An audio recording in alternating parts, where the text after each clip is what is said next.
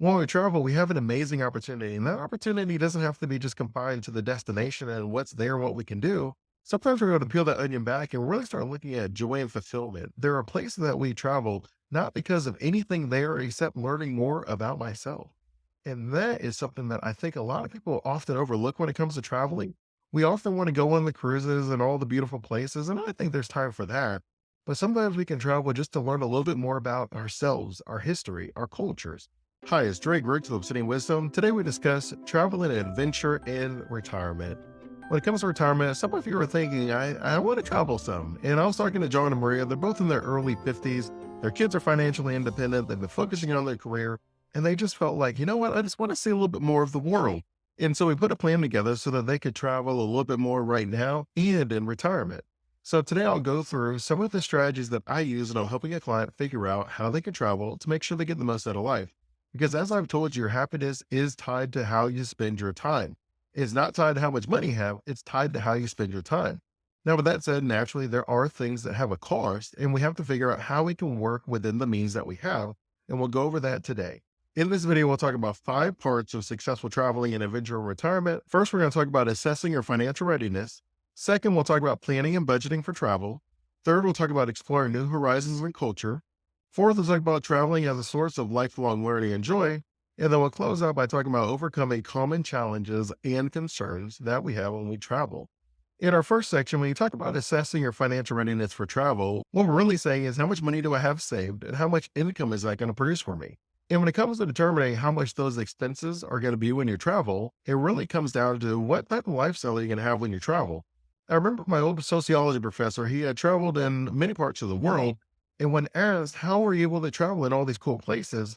He had said the big change for him was I can afford to travel most places if I'm willing to live like the locals, which is a pretty eye opening experience when you think about it. When you talk about how much money a dollar goes in these different countries, it's well understood that about half of the world lives on less than $2 a day. If you ever remember seeing those old commercials where they talk about a dollar a day, how it feeds a certain amount of families and all that, and you're like, how does a dollar a day do that? What they're really saying is the dollar, what it's worth in that native currency, is able to afford a pretty nice lifestyle. And what that means is if we're willing to travel and live as the locals, that means we can see a lot of the world. The problem really comes down to what we're trying to do. For a lot of people, when we travel, we're actually looking for a more Americanized experience. There are some places you go where they poop in a hole in the ground. Well, if you require a toilet to sit on, that means that you're going to probably have to go to a 3 to 5 star hotel because they have spent the money to build an American experience in those foreign places. But if you're able to just live as they do, whether that's a hole in the ground or a bidet or however you have to go to the bathroom, whether that's eating crickets or whether that's eating dogs and cats, I mean, there's different places that do different things. We don't have to go all in. I'm not saying that we have to be crazy, but I am saying if your idea of traveling is being able to go to a bunch of places and be able to live there for weeks or months at a time, well, that's very doable if you don't require an American experience. Now, that's obviously not going to work for all of us. So maybe we can pick and choose. Some lifestyles are way out of balance, and we're like, look, I can't do that. I won't enjoy that experience.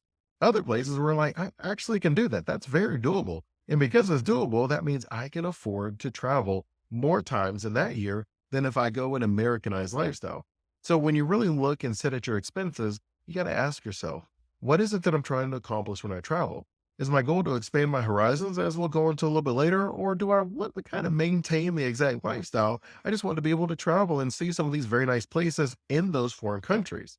There's a different financial component depending on which one that you choose. What we're really asking is what trade offs am I willing to make? What sacrifices am I willing to endure? Sacrificing does not mean I'm foregoing something of value for something of lesser value.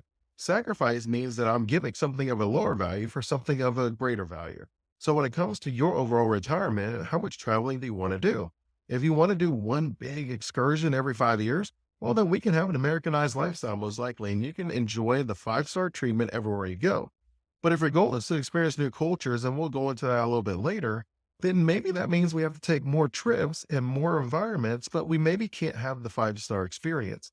There is no wrong choice. The second strategy we'll use when it comes to traveling and adventure and retirement is we're going to focus on planning and budgeting for your travel. And the way you'll normally think about this is if I'm able to put a plan in place, then I can have all of my goals checked off. Where I really sat down, thought deeply about it, and I know how frequently I want to travel. I know how much I'm probably going to need to spend because I've looked it up. I know how much the flights go on average. I know what type of food I'm going to eat. I know what shots I need to get. When you have everything laid out, when you have the goal set aside, it makes planning a lot easier. And there's lots of studies that talk about the benefit of planning and how it helps you to achieve the goals that you want. I'm big on goal setting because I feel like if we know what it is that we're going for, it helps us to pull through some of those struggles. When we're not very clear on what it is that we're doing, then any small thing, shiny object syndrome is what we call it, can draw us away from our overall goals. When it comes to our goals, there's lots of people that put it this way, but I really like it. It's the idea that I have long lifetime goals. So I maybe can have three of those. I have some medium term goals that maybe will take somewhere like 3 to 5 years to accomplish. And then I have my short term goals, normally things I can do within 12 months. Because we have our life laid out this way, that means I have to put a plan in place that aligns my long term goals, things that probably take longer than 10 years, along with my medium and then my short term goals. If I focus on the short term goals and I never get to allocate or put the steps in motion to achieve my long term goal, well, I'm never going to be able to achieve my long term goal. I'm going to have a lot of these short term experiences that feel good in the moment, but they're almost like empty calories. The way I feel when I go to Krispy Kreme's and I have a Krispy Kreme donut, I feel really good when I'm eating the donut. But then when I'm sitting in bed at night, I'm thinking, man, you have those empty calories, Dre.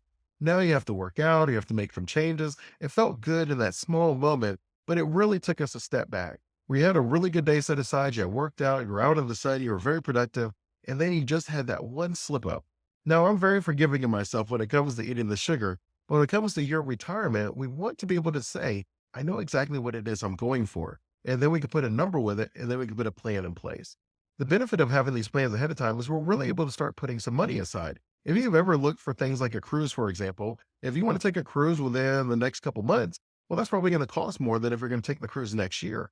If you need to lock in your flight or your hotel reservations, you and I both know that those costs are higher the closer you get to the event. If you're able to be a year, 2 years ahead of time where you already have everything set aside, there's a reason that the hotels and the flights and everyone else gives you a lower rate. It's because you're sharing in the risk. You don't actually know whether or not you will be able to take that trip in the future. There's a lot of risk on your side. And because of that, the airliners are able to say, you know what? If you're willing to take some of the risk with me, I'm willing to give you a lower rate because there's a chance that life is going to happen and it's going to mess up these future plans. So I'm going to give you a lower rate so that we can plan accordingly. And one of the beauties of stress is you can often alleviate your stress by giving yourself more time.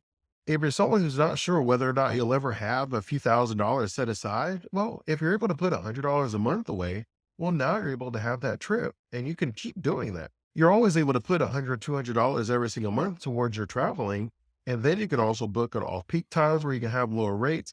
There's lots of things that we can do to where we're able to maximize our time and still be able to travel.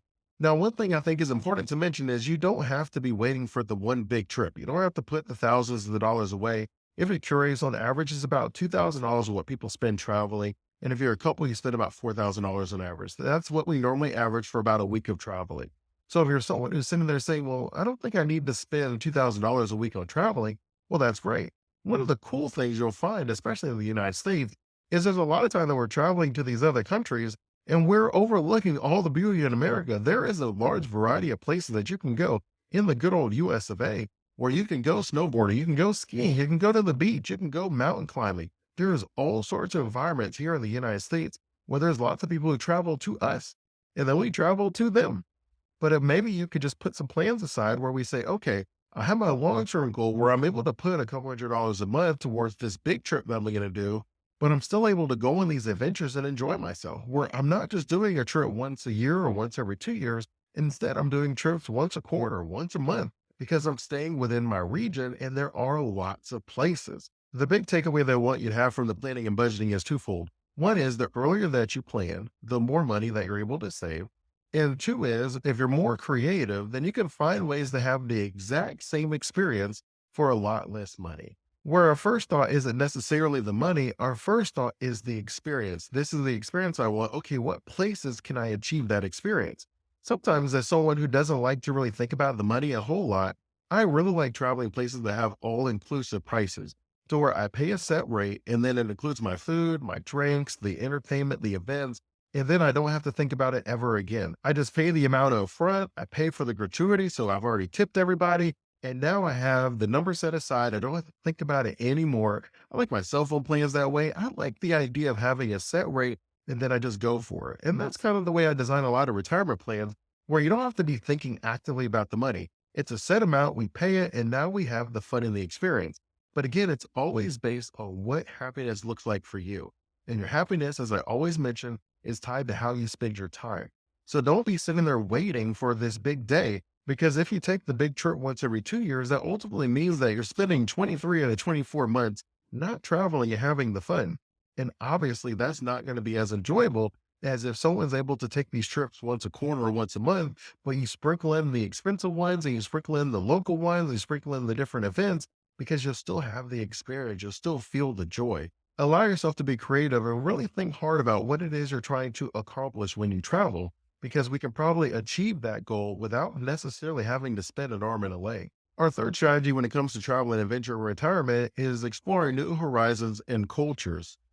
For me personally, where wisdom is one of my core values, I am a lifelong learner, and you can learn not by just reading books, but by going on these different adventures, traveling to new places, seeing how they live and party and the events that they celebrate. Exposing yourself to these new cultures can be a very enriching and enlightening experience. And for many people, that comes down to us choosing places to visit that are aligned with our personal experiences and preferences. If you're someone who wants to learn a new language in retirement, well, what better place to travel than somewhere where they speak that language predominantly? If you're someone who was always interested in Carnival or the Day of the Dead or even Mardi Gras here locally or the Winter Carnival up in Canada, there are lots of amazing events that are going on, and these are great places to start. If any of these things interest you, in my opinion, that is a great place to put on the list to travel. Go ahead and experience these things firsthand. See what it's like to live as a local, celebrate these events, learn about the experiences through immersion. This is going to be a great opportunity for you to experience cultural immersion in authentic experiences where we maybe saw some things on TV and we're like, you know what? I don't know if it's really like that. Well, it'd be good for you to go firsthand and experience it. I remember when I was teaching AP Human Geography, and some of my students would ask if the places were really the way that they're shown on TV. And I would often tell them a lot of the times what we're shown isn't the full picture. And I would always give the same example. If you were looking at TV and the only things they showed you about the United States was Beverly Hills, would that be an accurate portrayal of the United States? I think most of us will say, well, no, that would not make sense. All of the United States is not like Beverly Hills. And I would say, okay, well, what if I took you to one of those Amish communities in the United States? And that's all you know of the United States. Would that be an accurate portrayal of the United States? And most people again would say, well, no, obviously that's not accurate portrayal either. And we would go through different places, whether it's in New York or maybe a farm in Iowa or any place like that, where people are like, yeah, I think I'm sort of getting what you're saying. The reality is there's so many cultures inside of each country that if you go to one particular part of the country, you don't actually know as much as you think about the whole country. And oftentimes we portray wealth and poverty as if it's binary, that this country is wealthy and this country is poor. When the reality is most countries have a wealthy side and most countries have a poor side. Most countries have the right side of the tracks and most countries have the wrong side of the tracks. Heck, you could go on a city level. And I think we would all agree that there's a part of a city that you do not want to be caught in at night. And yet, if you're on the other side of the track, we can find it to be the most enlightening and culturally diverse and economically booming location, and that's in the same city. So when you really are talking about traveling and experiencing these different cultures, immersion is a great experience for you. It gives you the chance to really peel back the onion, see what's propaganda and what's just kind of nonsense that's being portrayed by the media, and what is actually true, what the experience is like for the locals in these different places. I remember when I went to Nigeria. Nigeria is a huge country. I remember landing in Lagos, and that was a hustling, bustling city. There's tall buildings and there's cars everywhere. You take an Uber here, the airport's there. It was crazy. It felt a lot like New York in a lot of ways where people were up early and they went to bed late because they were always working and grinding. But then if you travel to a different part of Nigeria, it was almost a small town, almost like a village where there was this one spigot kind of in the middle that had the fresh water, and everybody basically gathered around there once a day. Some people had local wells where they shared it with their neighbors, but it was a much slower pace where it wasn't as economically driven. Then you had everything in between with places like Benin and the different places that I was able to visit, where there were some places that were a little more traditional, and there were some places that were a little more Americanized, where people were wearing jeans and t-shirts, and then people were wearing normal local Nigerian garbs. there is such a large, diverse population, and we haven't really talked about wealth and we haven't talked about age, where it depends where you go. And when it comes to you traveling, you want to authentically embrace these experiences. Give yourself the opportunity to experience all that the world has to offer. There is so much beauty in the world. And if we only look at it from the prism of our own experiences, our own childhood, we're almost messing up some of the beauty of the world. There is so much that we can learn from each other, and we really just have to take a moment to turn off the TV and to go out there and experience it. Now, for others of you, culture is not the driving force when you decide where you want to travel. For some of you, you want to travel and have the adventures. You want to go skydiving. You want to go bungee jumping. You want to go on a safari. You want to chase and run with the pandas and the zebras. You want to do all these amazing things. You want to hike the tallest mountains. You want to walk across the desert. And I'm okay with all of that because it's your retirement. It's your life. Whatever it is, whether you want to experience culture or adventure, we just want to put a number on it. We want to put a plan in place. There are some places where kidnapping is big business. It is not that you're necessarily at risk or danger of anything. They just want to see how much money they can get from you. And there's other places where it makes sense for you to have private security. And there's other places where it makes sense for you to have private security. There are some places that are a little too dangerous where you can't regularly travel there. In some of those places, I think I remember reading where there's a time where you couldn't visit the pyramids. And the idea was there was so much space, there's so much land, and you really couldn't get a bearing on all the locations. So there just wasn't comfort as far as people taking you on the trip that live there locally, as far as you getting private security or different things like that. There's some places where it's just a high risk. Others of them, it could be environmental. It could be tsunamis or volcanoes and different things that make it hard for us to travel there. And safety is something that should always be on the forefront of our mind, especially when we're talking about planning for these traveling experiences. And once we knock off the safety and the health and we have all the things set in place, then we just kind of let the chips fall where they may. It's very likely that we can get 100% as far as the safety rating, but if you're able to take the steps that are necessary to increase the likelihood of you being safe and healthy throughout your whole trip, then that's really all that we can do. Our fourth strategy when it comes to travel and adventures and retirement is traveling as a source of lifelong learning and joy. Whenever we travel and experience new things, it can sometimes change the beliefs that we have. It can change the habits that we had. It can really give us a new perspective. When you look at traveling as an opportunity for personal growth, what does that look like? For some of us, that means that we go to museums and other archaeological sites so that we can learn and experience this. Sometimes it means living in the day of the local where we can realize that I'm actually pretty blessed, that my life is really good compared to some of these other people and their experiences. And many times it gives us the perspective where we're like, oh, yeah, I just always kind of took that for granted. I didn't really know that kids in India, for example, make up about a fifth of the workforce. About 20% of kids are working in India, right? In your country, maybe that's not what happens. Or maybe you travel somewhere else and you find out that arranged marriages are common, that people are getting married at a very young age because they don't get a lot of say in what their future is. Even when you think about things like religion, if you were ever to look at a map of the religions of the world, what you'll find is there was different conflicts and battles, there was explorers and conquests that dictates the majority of the religions, where there were interactions that happened hundreds, thousands of years ago. And as a result, when you're born in a certain location, there's a high likelihood of the religion already being decided for you.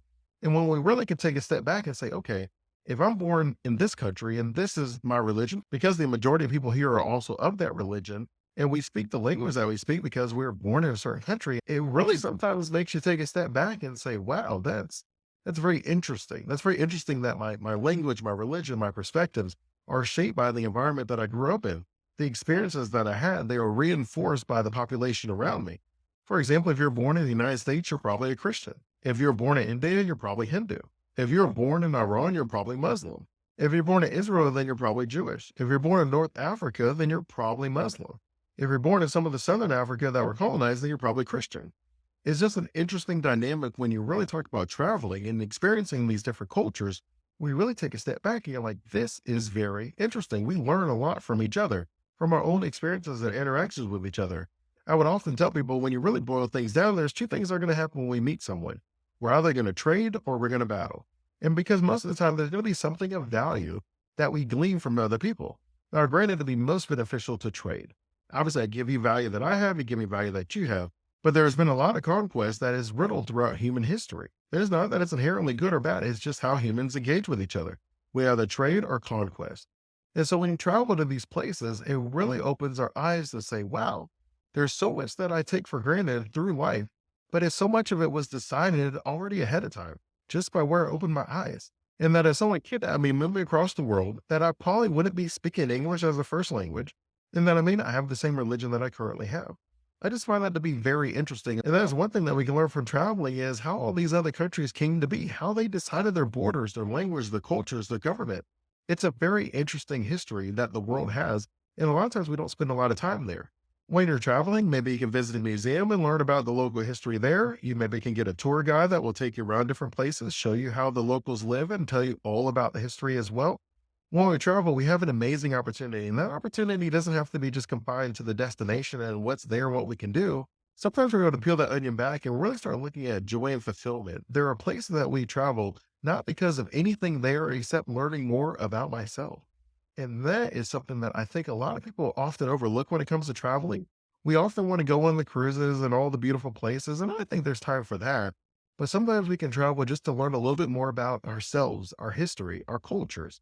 And I think that's something that each of us would enjoy a lot. If that makes sense for you, then it's something that you'll want to add to your retirement plan as well. And our fifth and final strategy when it comes to traveling and adventure retirement is overcoming common challenges and concerns. And for this, I'm going to lean on the wisdom of someone who travels a lot. He considers himself a nomad. He does a lot of traveling. His name is Adam, and he has this article where he talks about 10 common travel problems and how to deal with them.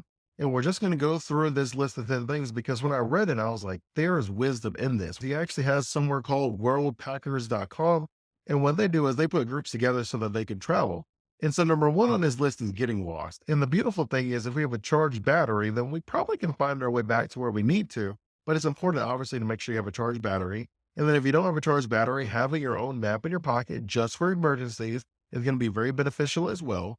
Number two on his list is getting mugged. And he does make a point to note that it doesn't happen very often, that he's only been mugged 4 times, and 2 of them were in his own local hometown, go figure. But that there are some countries that are more dangerous than others. And he says the first thing that you need to do is report it to the police, and that they'll give you a crime reference number that you give to your insurance company, which means that we need to know exactly where the nearest local police station is. Probably something that we should do right when we land is just look up the police station. Sure, we're not expecting anything to happen, but it does make sense for us to know where we're going to go. That leads us into number 3 on the list, which is losing your phone. And so he says there's a few problems with the phone, and I think it's true for all of us. We use our phone for everything. And he shared an experience where he had lost his phone in Argentina. He said he couldn't tell time. He couldn't put additional money on his prepaid debit card. He couldn't find the nearest police station, obviously using Google Maps. He couldn't alert his family, obviously, that his phone had been stolen. He couldn't access his travel e-tickets. He couldn't cancel any contracts or tell anyone because his translator was also on his phone. And what he ultimately had to do to lock his different accounts so that they couldn't access it since they stole his phone is he had to log into a local computer. Well, naturally, if you log into a computer in a foreign country, that's probably going to raise a lot of alarms anyways on your access to your accounts. And as a result, he said it's important that you know all of your passwords, that you update all the information on your accounts before leaving, and you add a backup email address. Because if you get that 2-step verification sent to your phone, well, your phone is gone, so you're not able to log into your accounts, which sucks really bad. Number 4 on our list is getting sick. So there's a variety of ways that we can get sick while we're traveling. As you know, when I went to Nigeria, I got bit by mosquitoes and caught malaria. So you can get bug bites where you get local diseases. It could be the food or the liquid that you drink. It could be jet lag and motion sickness. The best thing that we could do is twofold. One is if we're someone that feels like we deal with motion sickness and jet lag often, then it may make sense for you to pack the medicine ahead of time. You can also pack things for food poisoning. You can consider taking the shots ahead of time before you travel somewhere. If there's a certain disease or sickness that's local to the area, where you can do as much as you can to prepare ahead of time, but naturally, it just is what it is. Sometimes we get sick while we travel. And while that's not fun, if we're prepared for it, it makes it better than it would have been. Also, with that being said, you probably want to pack your own extra roll of toilet paper because when you're not feeling the best, at least this is one less thing that you have to worry about. Number 5 on our list is you don't speak the local language. Now, this can be a variety of feelings. You could feel lonely because you're not able to talk to anybody. But you can also feel determined and encouraged because you're like, I get to learn a new language. I was already trying to do it, and I just kind of been putting it off because I hadn't needed to. Well, now I need to. Just be very forgiving with yourself. Most of the time, sure, there's a couple jerks everywhere, but most people, they're going to be able to listen to what you're saying and they're going to try to help you. Naturally, with technology, you also have the translators already built into your phone, and that can make things a little bit easier for you as well. But don't get discouraged by the fact that you can't speak the local language. Look at it as a challenge that you can rise and learn from. Next on our list, we have missing a flight. Missing a flight can be a tough one. It really depends where you went to and when the next flight is and how much it would cost. But I know sometimes we miss a flight because we're literally sick in the hospital, so we just can't travel. So we got to figure out what to do after that. Sometimes we miss the flight because of traffic or an accident. There's just things that happen. Ideally, the best thing we can do is control what we can control. If it's possible, get there as early as you possibly can to make sure that you don't miss your flight. You don't want to be stuck having to figure out where you're going to sleep at another night and this, that, and the other. But at the same time, things happen. And depending on whose fault, if it's the airline's fault, then they may call for you a nice room and a nice meal. And then they may give you some bonus points and different things like that. And if it is your fault, depending on the airlines, they may charge you a completely new fee. They don't actually have to transfer it over. Some of them do, but most of the time it's optional. So you just want to be as well prepared as you can because you don't want to be surprised if they say, well, you have to buy a completely new ticket. Number 8 on our list is baggage not arriving. Normally what you want to do is on your carry-on bag, you want to have at least 1 day's worth of clothes. You want to have that extra roll of toilet paper I mentioned and sort of the medicine that you'll need. Then if your bag is lost, at least you're able to kind of maintain yourself, at least for the time being. Will your baggage make it to you? Prayerfully it does, but maybe it won't. Sometimes we can use things like ear tags to help us keep track of our own stuff so we can help them find it. Many times if they find your bags, they're just going to send it to your hotel room, but you'll want to check with airlines to see what the procedure is. There's different rules for each of them, and some are better than others, but on average, it says it's about 2 out of every 1,000 bags that are lost, whether it's temporary or long term. Naturally, because of the amount of flights, that number is actually a little bit higher than you would think. But like all things, it is what it is, and that's all it ever is. So the 10th and final challenge that you may deal with when you're traveling in retirement is breaking it up with your traveling partner. Now, whether there was a big blow up or whether they just kind of went left and you went right, or whether they wanted to see something that you didn't want to see and then it just kind of separated, you really could feel a sense of loneliness that you didn't prepare for. You were excited to take the trip with this person, and one reason or another, it just didn't work out that way. There are a couple things that you can do. Number one is don't allow something like that to ruin your entire trip. Whether they had food poisoning or whether you were arguing, whatever reason that you got separated, it's okay. You're going to be able to still experience a wonderful time. You have to take a deep breath and just roll with the punches. Things change, and they really do. Ideally, maybe you have more than one person inside of your group. If you're traveling with like a spouse or a loved one and it's only the other person, you don't want to just sit in the hotel room with them all day.